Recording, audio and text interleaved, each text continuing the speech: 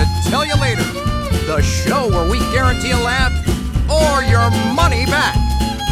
Thanks to all those who support us on Patreon. By the way, there's always room for more. And don't forget to like and subscribe to their channel.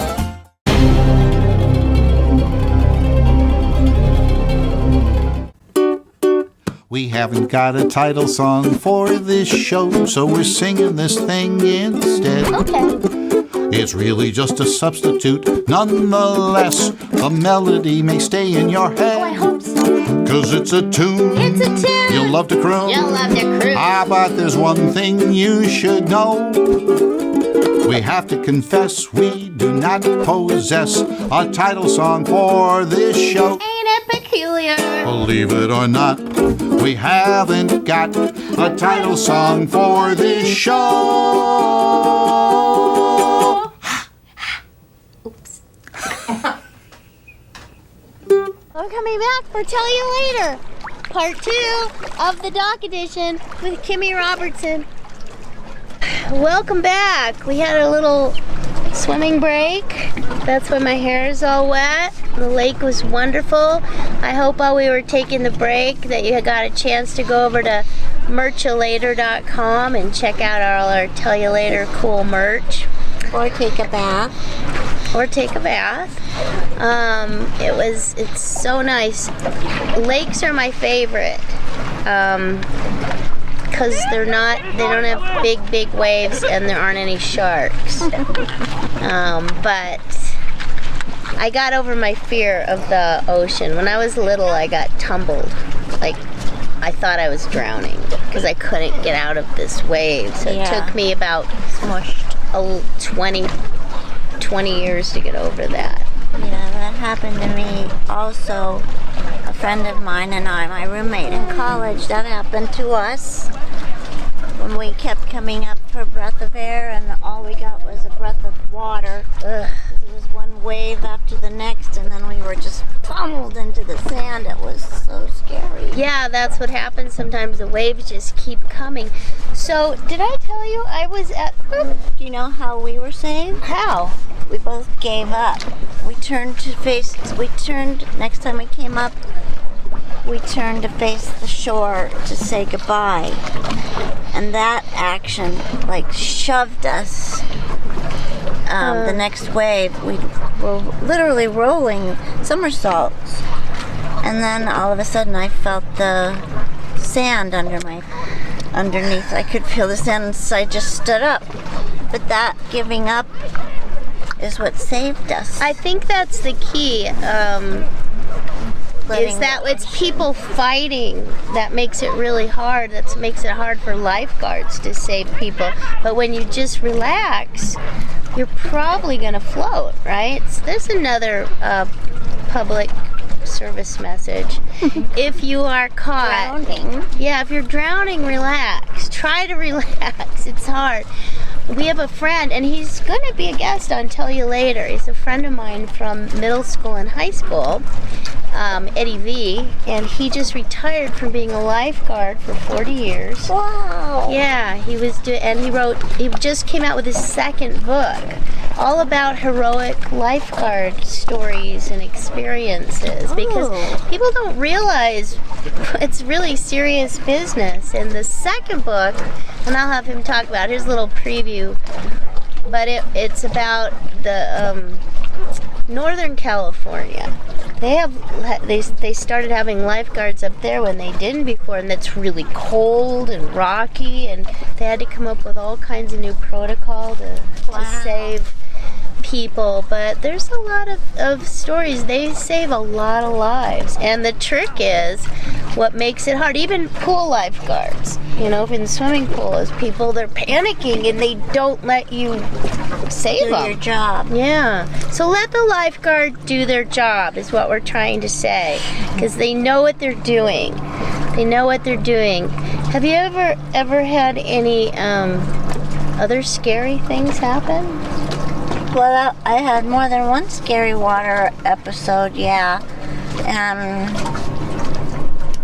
I've injured myself so much water skiing, head plants. I'm an expert head planter.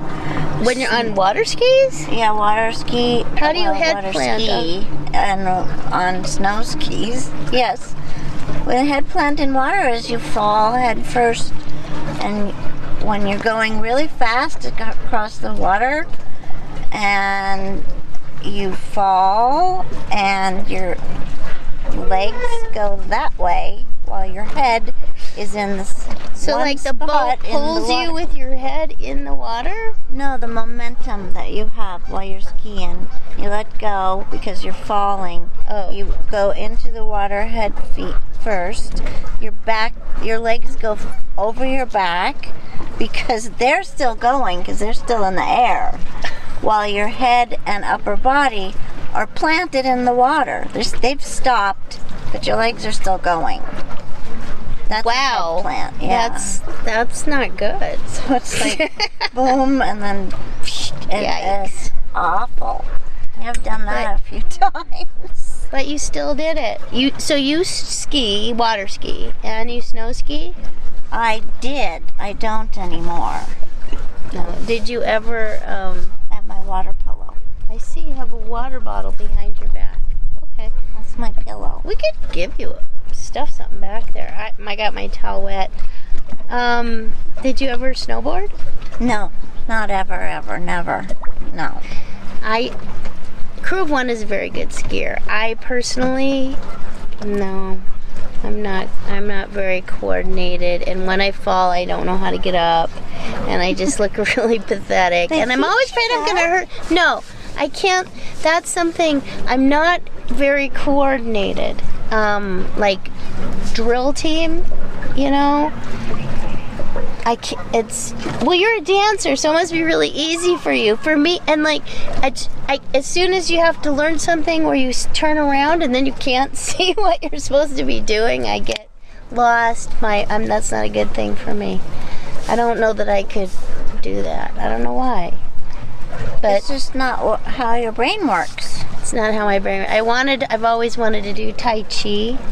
So I got a video to watch, right? But then they turn, and I can't see the TV, and I don't know what I'm supposed to be doing. You're supposed to memorize it. I guess you have to watch it first. I guess I just want to do it first. I'm like, oh, to heck with it. Memorize it and then do it.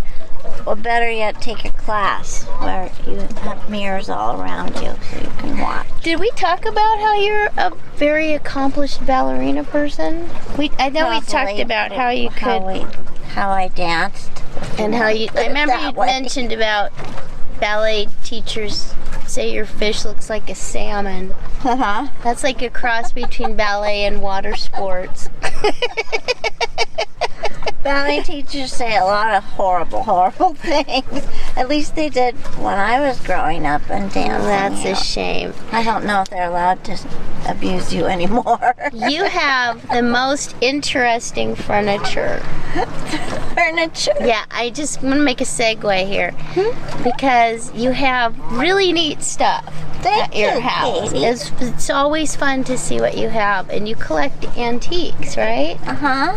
Yeah. Do you have like a favorite piece or a few favorite pieces? I have a favorite rocking chair. It's red from 1954, and it's Naugahyde, red Naugahyde. For those of you who don't know what Naugahyde is, fake leather from the 50s. Do they call it Naugahyde anymore? No. They call it something else? I call it Naugahyde. Like vegan leather. Let that go. Vegan leather or something like that. Yeah, plastic, in other words. But it's tough. It's very strong. Yeah. Yeah. And it's slippery. But anyway, it's a rocking chair, and it has wood arms and wagon wheel type thingies under the arms, and then it has a horse embroidered in the back, and it's the best. It rocks like way far back and way far forward. Thank you so much to all you patrons who help us out there. We really appreciate your support. Thank you everybody who's buying merch on Merchulator. Go to my website, katielee.com, and see there's all kinds of cool stuff, and you can see it there. or on merchalater.com. And also those who listen on Anchor, I want to shout out to you guys because I know there's a bazillion of you out there who listen and really appreciate you too. It's fabulous. It caught my eye because I really like it too. It reminds me of something we had growing up. My friend gave it to me, Brian. There's something about wagon wheels. I don't know if it's when we were born, there were like restaurants with wagon wheels, and I don't know. They remind me of something. Well, I was watching something. What was I watching? Oh, I think it was Turner Classic Movies, and it was an old cowboy and Indian movie, but it was not a serious one. It was like a musical. And Paint Your Wagons? no, I think it was a Mickey Rooney movie. Rooney. Oh, that famous cowboy, Mickey Rooney. And Girl Crazy, that's what it is. And they had the Indians and then the cowboys shooting at the Indians going in a circle. And I couldn't watch it. And I was like saying to myself, gosh, Robertson, you can't watch that anymore. You watched it as a kid. Then I remembered as a kid, I didn't pay any attention to the fact that they were supposedly shooting guns and bows and arrow things, like stuff that kills people. I was fascinated with the cool headdresses and the clothes and the horses and the cowboy hats and the chaps and the pearl-handled the guns. accoutrement. That's all that I was watching. So when you actually saw the story, it was like, nah. Yeah, nah. But I think that's part of the wagon wheel appeal. It makes us feel cozy, like we are little kids again. I guess so. I always wanted a bow and arrow set. I mean, that was a big With a thing. suction cup on the end. Yes! Those are cool! Right? Little...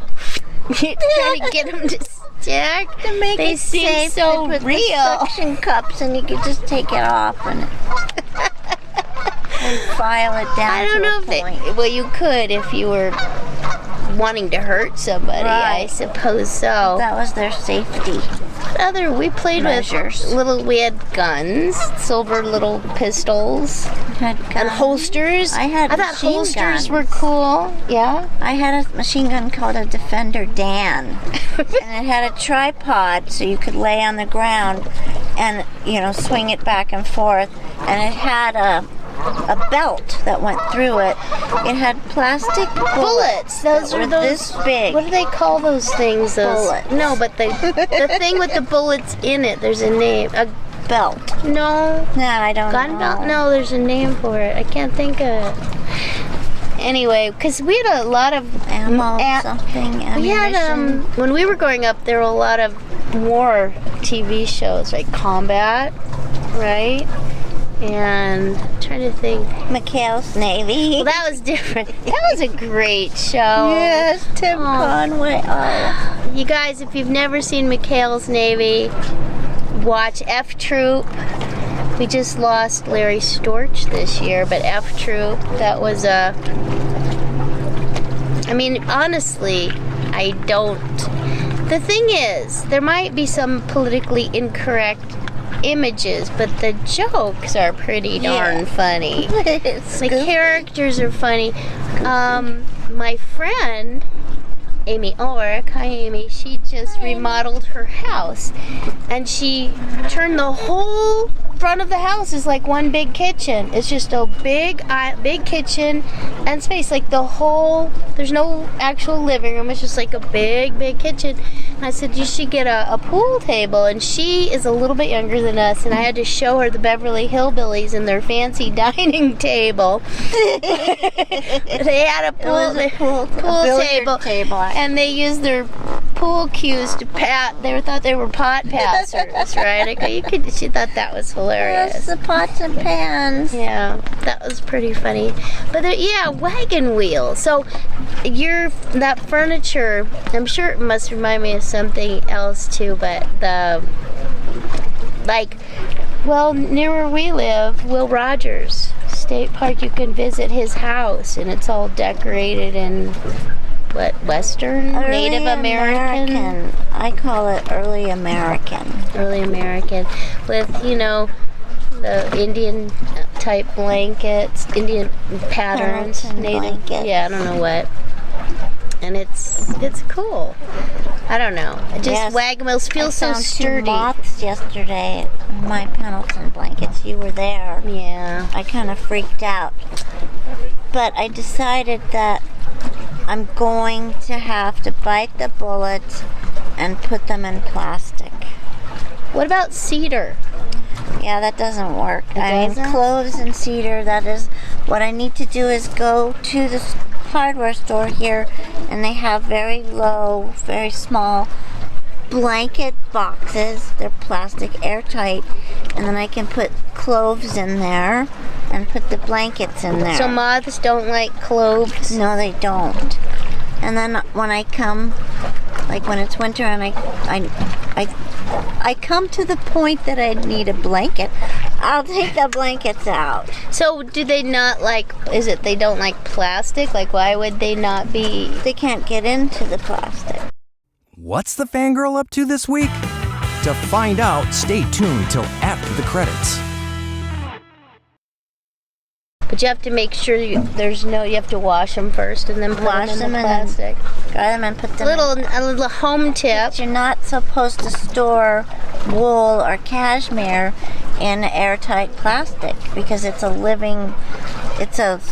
natural fiber. But if you said you're going to put your wool in plastic. That's why I said I have to bite the bullet and do it.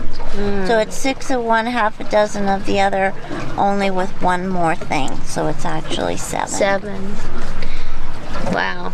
Because I am not letting those moths eat up all of my blankets. A lot of people don't have anything made of wool anymore, so they don't know. I remember when I was a kid and pulling out a sweater out of my mom's with holes in it. Just like,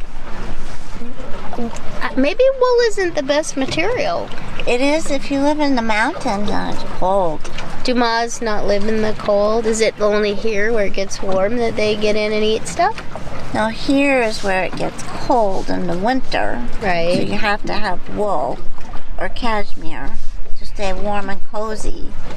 But in the summer, I guess now the moths are here now. They have not been here for the 15 years that I've been here. There's been no moths. And you have down blankets, which reminds me of a joke. My mother used to have a lot of jokes. Like every day. There was some joke she would say. And I remember she would, this joke, it took me years to get it. And I probably won't get it. No, you probably heard it before and you already know it. How do you get down off an elephant? Jump. You don't. You get down off a duck. Did you get it? Anyway, you can look that up, but that was one of her classic jokes, yes. But, you never heard that before? No. Might be a Canadian joke, I don't know. Maybe. There were just some Canadian geese floating by, so that's probably where I got the idea. What other antique, what is one of your other favorite finds? Well, the red Pendleton blanket, that's one of my favorite finds. You have a cedar chest that I have. I can put them in there. a cedar chest, that's what they're for, right? Yeah, now what am I going to do with my wool carpets? And the wool rug, the wool sheepskin rugs. But wouldn't it take moths a long time to eat through rugs? No.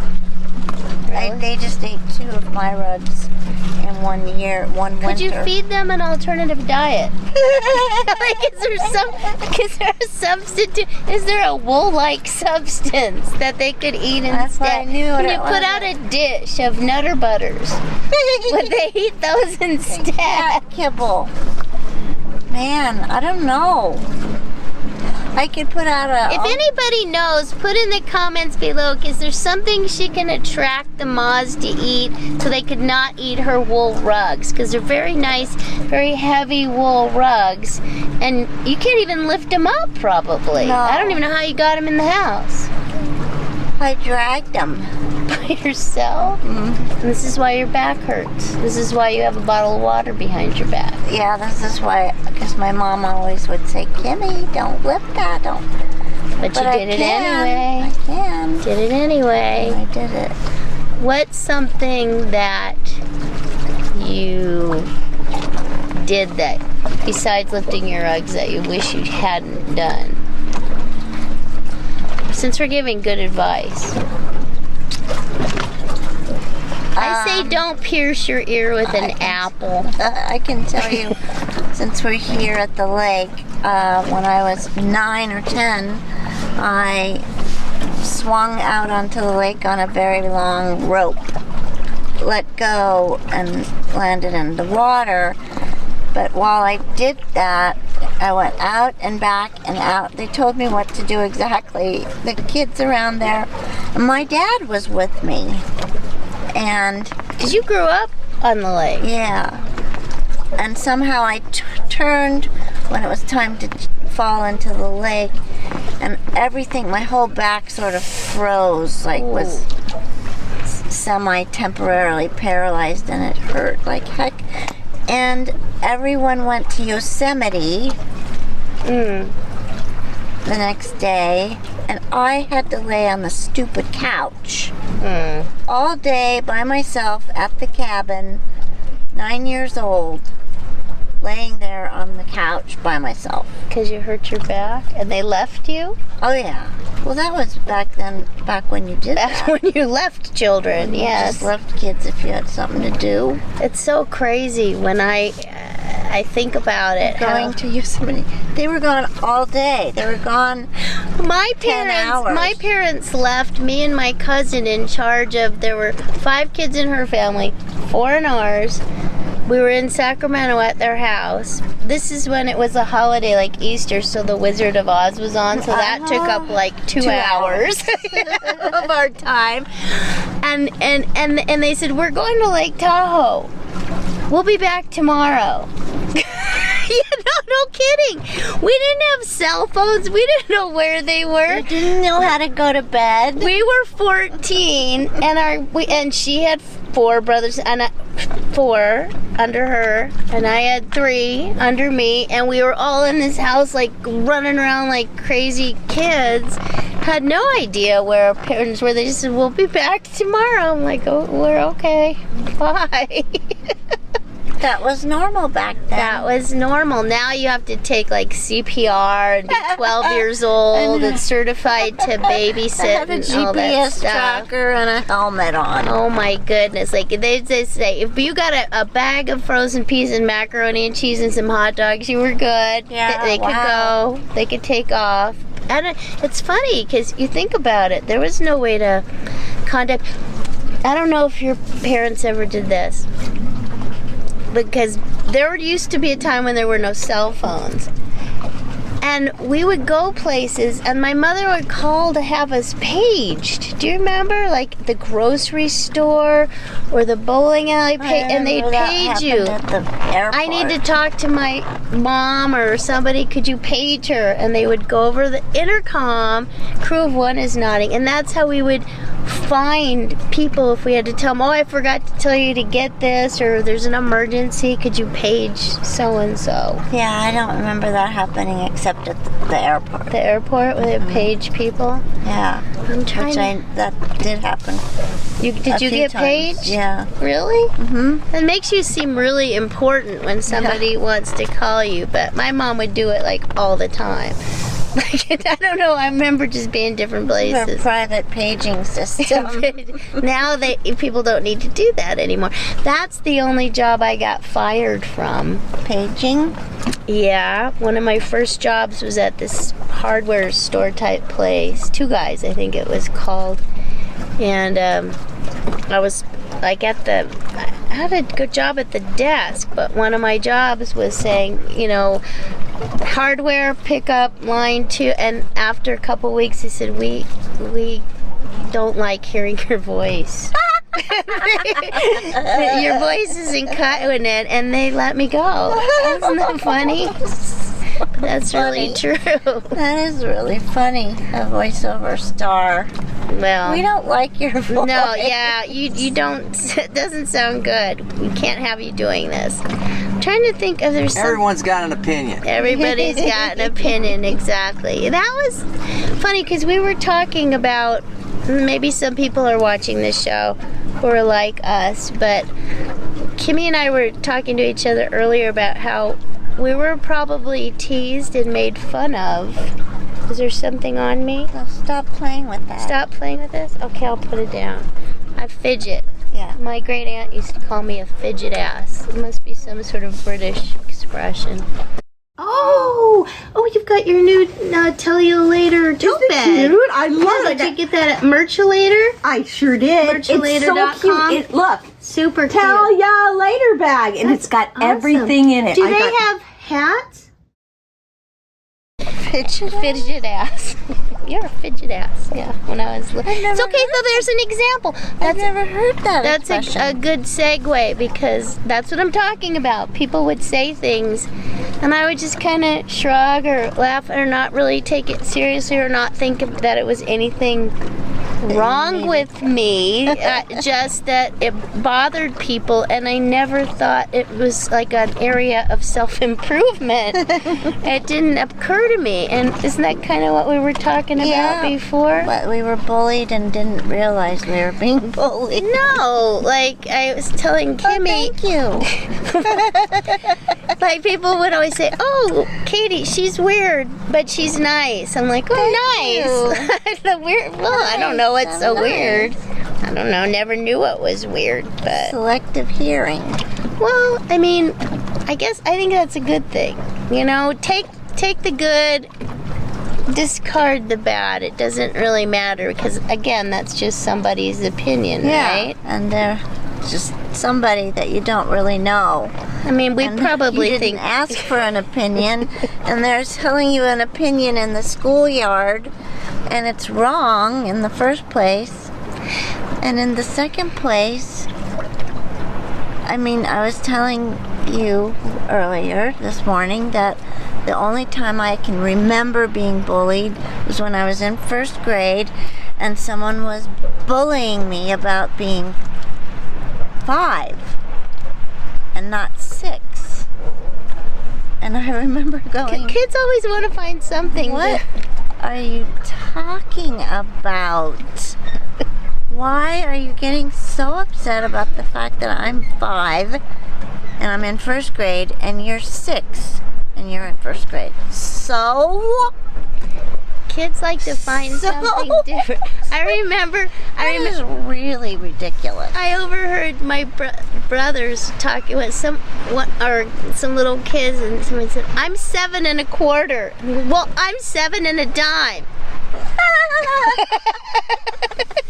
Like kids always 7 1/5. they have to compare. Like they're always trying to one up each other. 7 1/penny. But there is times, now that I'm older, I realize there is room for self-improvement. There can be nicer to people and can be more considerate, because I do think it might have been a little bit selfish of me not to care if I was bothering people, or I don't know. Just maybe I could have Well, I think listened a little harder. Perhaps in that one case, your grandmother or whoever it was trying to help you. Yes!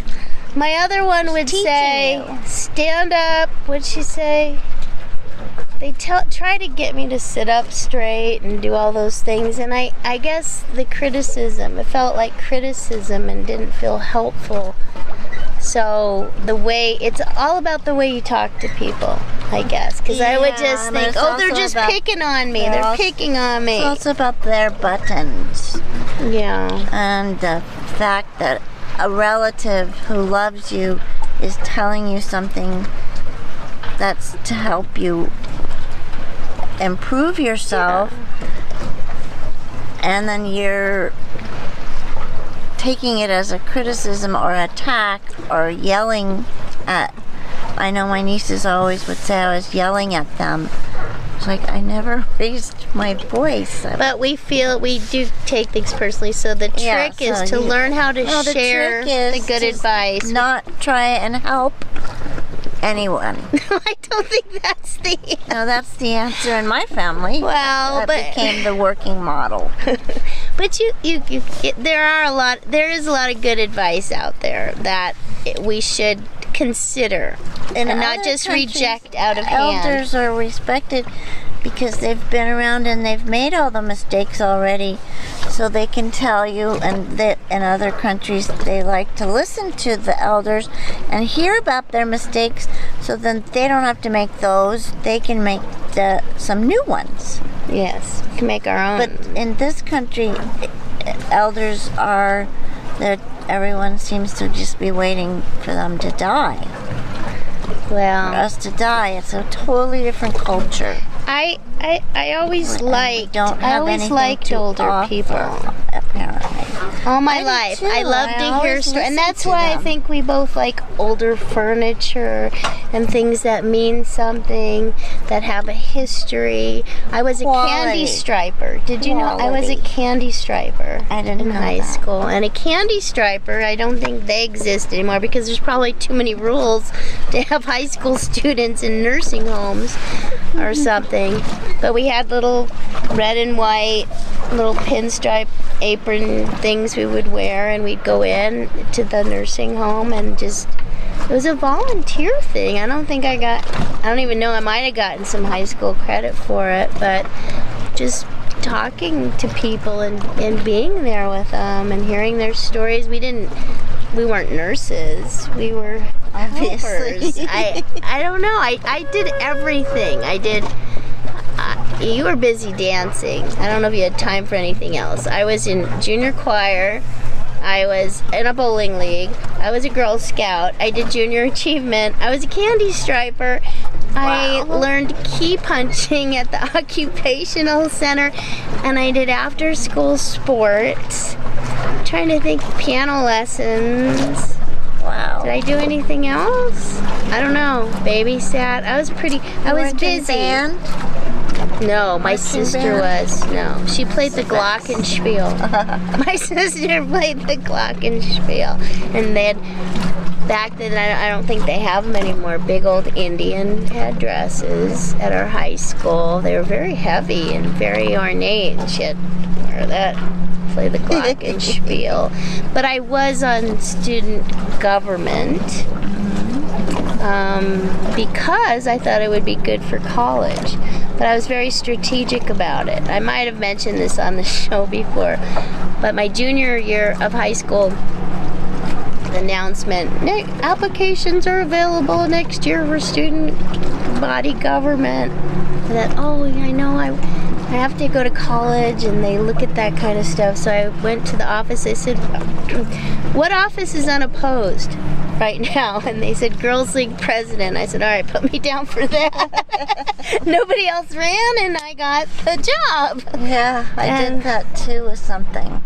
Yeah. I don't remember what it was, but Just, it was 12th grade. I was the president of something. Another tip, just think, what, these are all good things. Sometimes we don't have to work so hard. If there's a door, just walk through it. Yeah.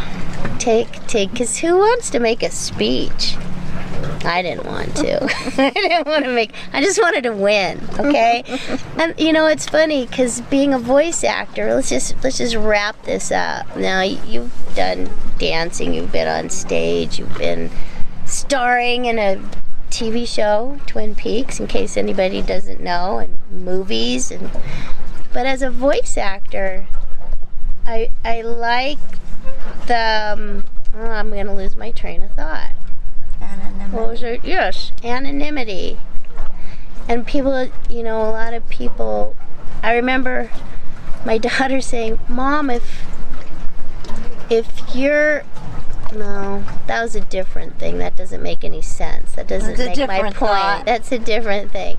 Well, she said, if you're so famous, why aren't we rich? But the point is, I'm not rich, but it's the whole point of being a voice actor for me was working, doing things I liked without having to get up at 5 in the morning and not needing to be famous. I just want to, people say, how did you know you wanted to be a voice actor? And Will used to say this, but it's true. When the check cleared, when I knew I could make a living, I knew I wanted to do it. I mean, you find what feels good and try to take care of yourself. And it is nothing about being famous. There was no famosity until social media, I think, right? So the Kardashians and the MTV reality show, that one where they were in the house, Like Cribs? the house or something before the first one, where they were in the house with people living together, like 6 strangers. Oh yeah, what was that? House, No, something. but Anyway, the point is, simple name. it's not for me. It's always just about having a goal and finding the simplest way to get there. It's not about being famous. I really like what I do and I'm thankful for it, but it doesn't require as much effort as the kind of things that you've done. Would you? Was it easy for you, or am I saying the right thing? It takes a lot of work to be an on-camera person. Well, it depends on. I always went for mediocrity because I was so far ahead of the curve with aiming for mediocrity, and the technique of acting, in everything, because nobody tried. So the fact that I tried to have a career in acting and in dancing made me way ahead of the curve, and that automatically pushed me up to above mediocre. What do you mean by nobody tried? There was most people, when I became a dancer and when I became an actor, most people would say, I'd like to be an actor. They'd go through Dramalog, find auditions, go to these mass calls, get cut, go home, try it a couple more times, and then quit. So the fact that I stayed in Los Angeles, I kept going to auditions, put me way ahead of the curve because I was there. That doesn't sound like mediocrity. It was. What would be above mediocrity? Perfection. Well, do you think that helped you stay sane, not trying to be perfect? Who said I stayed sane?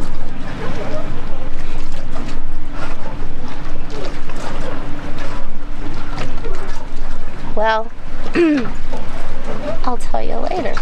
The Red River Valley ain't so blue.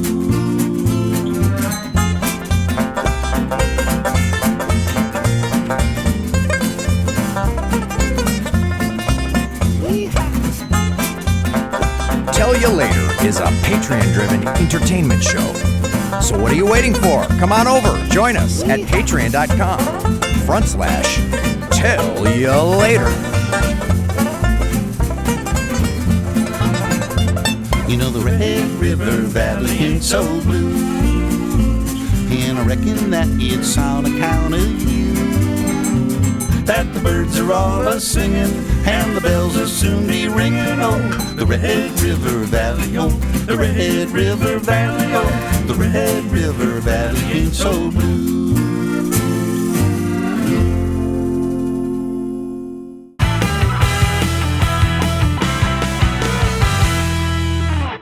So cool.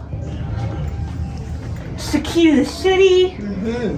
And you may have seen this, the John Avery Whitaker Award. Yeah. Those are the winners. That's so cool. I know it. And look at those silly puppets that are out there. Can I put Eugene's hat on him? Yes, you may. Can you? Oh, I'm just gonna do this one. Is that okay? Absolutely. Ta-da! There he is. Now he's wearing his hat and He is. everything. I'm so glad. Look at the puppets. So know. cool. So fun. Whoa, is that really from the Queen of Uganda? It is indeed a drum and shield. It's so amazing. And That you is want to so see cool. the original floor plan of Wits End is Oh, that's right so here. cool.